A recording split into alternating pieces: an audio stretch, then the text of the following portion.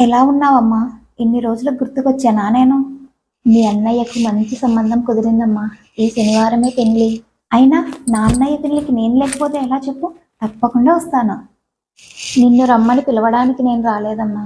రావద్దు అని చెప్పడానికే వచ్చా. నువ్వు ప్రేమించి పెళ్లి చేసుకున్నావని మన కుటుంబం అంతా నీ మీద చాలా కోపంగా ఉన్నారు. నువ్వు ఈ పెళ్లికి వస్తే వాళ్ళు ఈ పెళ్లికి రావడం మానేస్తారు. నా వల్ల మీకెవ్వరికీ ఇబ్బంది ఉండదులేమ్మా. నేను రాను.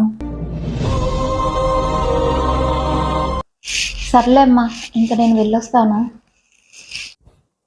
అమ్మా, పెళ్ళికి ఎంతమందిని పిలుస్తున్నారు? 1000 మందికి పైగానే పిలుస్తున్నామమ్మా. కనీసం ఆ 1000 మందిలో ఏదో ఒక మూల పడుంటదిలే అని కూడా పిలవాలనిపించట్లేదా అమ్మా?